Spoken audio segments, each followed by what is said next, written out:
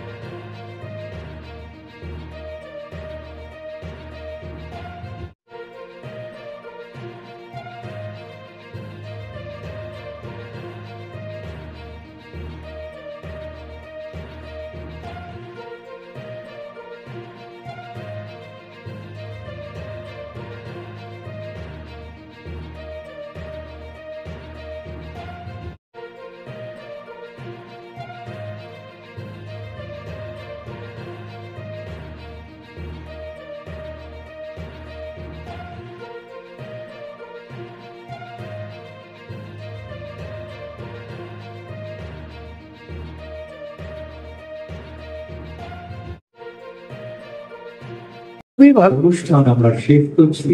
দমদম 2 তৃণমূল মহিলা শিবির এবং আমাদের করি দমদম মহিলা কংগ্রেসের শহর তৃণমূল কংগ্রেস মহিলা কংগ্রেসের, এবং এই প্রোগ্রামটা আমরা সবাই মহিলারা মিলেই করি। অবশ্যই আমার সাথে আমার ভাইরা সবাই থাকেন, ছাড়া তো আমার পক্ষে এত বড় একটা প্রোগ্রাম তোলা সম্ভব নয়। তাই জন্য আমরা করি এবং আমরা তৃণমূল কংগ্রেস যারা করি তারা সবাই মানুষের পাশে থাকার জন্য চেষ্টা করি।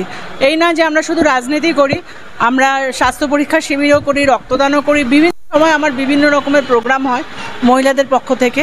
এইভাবেই আমার চলছে রাজনৈতিক জীবন, কাউন্সিলর জীবন, এইভাবেই আমি কাটাচ্ছি। নেক্সট পদক্ষেপ হবে আরও কোনো প্রোগ্রাম করা, মানুষের পাশে থাকা, মানুষের পাশে দাঁড়ানো।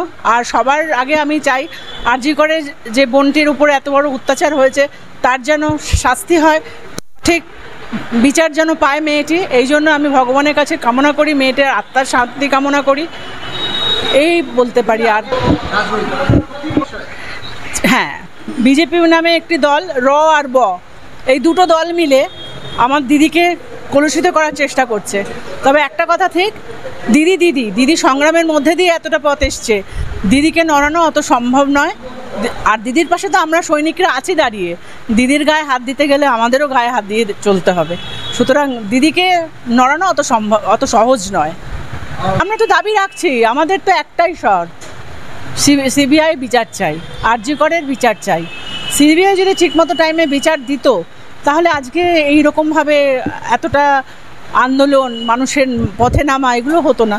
সিবিআইয়ের বিচার অবশ্যই দেরি হচ্ছে। আমাদের দিদির কাছে যদি বিচারের দায়িত্বটা থাকতো, আমার মনে হয় 7 দিনের মধ্যে দিদি একটা ব্যবস্থা করতে পারতেন।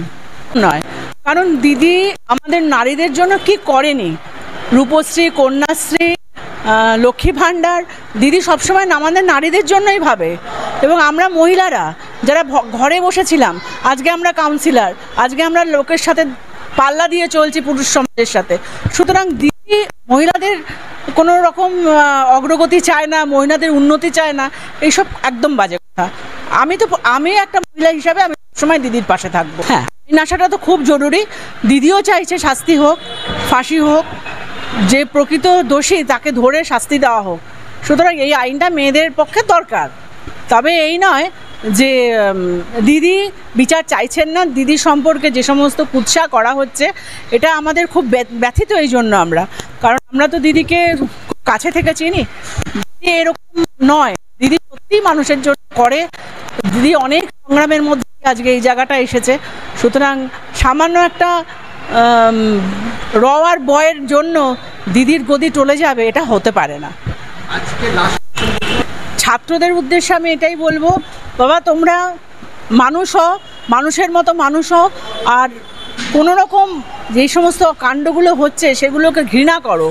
আর বাড়ির লোকদেরও বলবো, আপনারা বাচ্চাদের সঠিকভাবে একটা শিক্ষা দিন, যাতে যারা এইসব করেছে তারা তো কারোর বাড়ির সন্তান, কারোর বাড়ির কেউ মা, কোনো মাই চায় না তার সন্তান খারাপ হোক, কিন্তু তাও বলছি আরও মাদের বাবাদের কঠোর হতে হবে, আরও শিক্ষা দিতে হবে। ছাত্র সমাজ তো এগিয়ে যাবেই, ছাত্ররা ডাক্তার হবে, ছাত্ররা ইঞ্জিনিয়ার হবে, আমরা তো তাদের দিকে তাকিয়ে থাকবই, কিন্তু এই নয় যে তারা কোনো অন্যায় করবে, সে অন্যায়ের কোনো প্রতিবাদ হবে না, সেই অন্যায়ের কোনো বিচার হবে না। সুতরাং ছাত্ররা তোমরা সাবধানে থাকো, ভালো থাকো, সুস্থ জীবন পাও, এটাই আমি কামনা করব। দেখতে থাকুন, সঙ্গে থাকুন বেঙ্গল নিউজ টিভি।